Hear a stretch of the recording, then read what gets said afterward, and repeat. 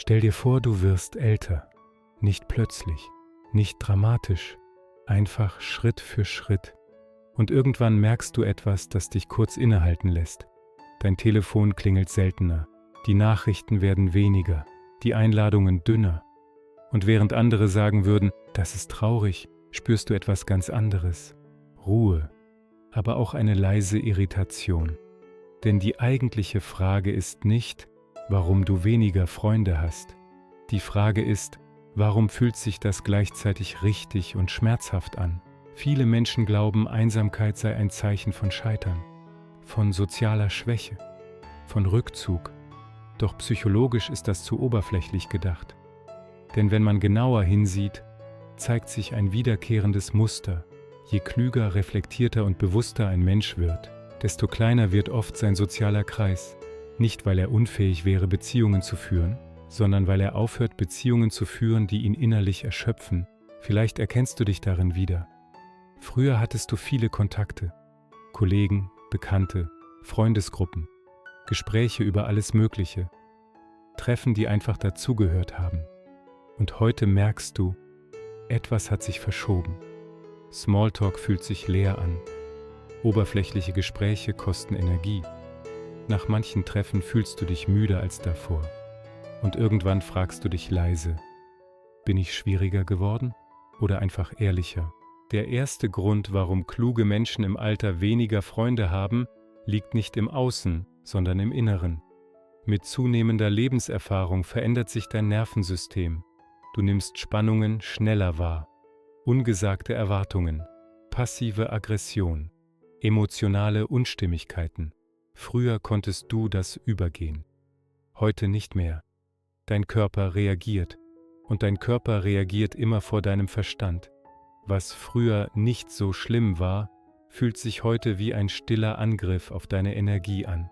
Menschen, die ständig klagen, Gespräche ohne Tiefe, Beziehungen, in denen du mehr gibst als bekommst. Kluge Menschen beginnen, diese Muster zu erkennen, nicht aus Überheblichkeit, sondern aus Selbstschutz. Und genau hier beginnt der Prozess des leisen Aussortierens. Denn viele Freundschaften basieren nicht auf echter Verbindung, sondern auf Gewohnheit, auf gemeinsamen Rollen, auf alten Versionen von dir. Du warst der Zuhörer, der Vermittler, der Angepasste, der immer Zeit hatte. Wenn du dich veränderst, geraten diese Rollen ins Wanken. Und plötzlich merken manche Menschen, du funktionierst nicht mehr wie früher. Nicht jeder mag das, nicht jeder bleibt. Das führt zu einem schmerzhaften, aber wichtigen Punkt. Nicht jede Freundschaft überlebt persönliches Wachstum. Manche Beziehungen existieren nur so lange, wie du dich kleiner machst, solange du dich anpasst, solange du keine klaren Grenzen setzt. Kluge Menschen im Alter verlieren oft nicht Menschen, sie verlieren Illusionen. Die Illusion, dass Nähe immer gut tut. Die Illusion, dass Loyalität immer erwidert wird. Die Illusion, dass man alles aushalten muss, um dazuzugehören. Ein weiterer Grund ist ebenso einfach wie brutal ehrlich. Mit dem Alter wird Zeit spürbar. Früher hattest du das Gefühl, sie sei endlos. Heute weißt du, sie ist begrenzt. Und diese Erkenntnis verändert alles. Du beginnst zu wählen.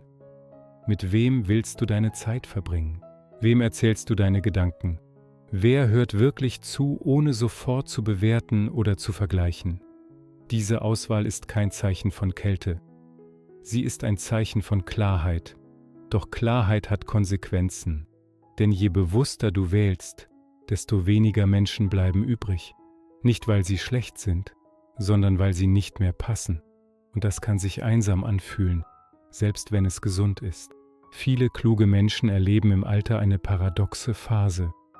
Innerlich sind sie stabiler, ruhiger, klarer als je zuvor. Äußerlich wird ihr soziales Umfeld kleiner. Und genau diese Kombination ist schwer auszuhalten. Denn sie widerspricht dem gesellschaftlichen Bild, das uns sagt, viele Freunde gleich viel Glück. Doch psychologisch ist das ein Mythos. Ein kleiner sozialer Kreis bedeutet oft tiefere Beziehungen, mehr Echtheit, weniger Masken. Aber er bedeutet auch weniger Ablenkung, weniger Lärm. Und plötzlich hörst du dich selbst deutlicher, deine Gedanken, deine Zweifel, deine Sehnsucht. und das kann unangenehm sein. Ein weiterer, oft übersehener Punkt: Kluge Menschen lernen im Laufe ihres Lebens, allein zu sein. Wirklich allein. Nicht einsam, sondern in sich ruhend. Sie lernen, ihre Gedanken auszuhalten, ihre Gefühle zu regulieren, ihre Antworten nicht mehr im Außen zu suchen. Und genau das verändert ihre sozialen Bedürfnisse. Sie brauchen keine ständige Bestätigung mehr, keine dauernde Gesellschaft, keine Beziehung um jeden Preis. Für viele Menschen ist Gesellschaft ein Mittel gegen innere Leere. Für kluge Menschen ist sie ein Raum für echte Verbindung. Und wenn diese Verbindung fehlt, ziehen sie sich lieber zurück, als sich mit Ersatz zufrieden zu geben. Das wirkt nach außen wie Rückzug, ist aber oft Selbstachtung. Doch auch das schützt nicht vor Schmerz, denn auch kluge Menschen wünschen sich Nähe. Sie vermissen, sie sehnen sich nach jemandem, der sie versteht, ohne dass sie sich erklären müssen. Jemandem, der bleibt, auch wenn man unbequem wird. Und genau hier entsteht dieser innerliche Konflikt. Du willst Nähe, aber keine falsche. Du willst Verbindung, aber keine, die dich wieder klein macht. Deshalb wirken kluge Menschen im Alter oft ruhig. Aber diese Ruhe ist nicht immer Frieden. Manchmal ist sie eine Entscheidung gegen Chaos. Manchmal ist sie der Preis für innere Integrität.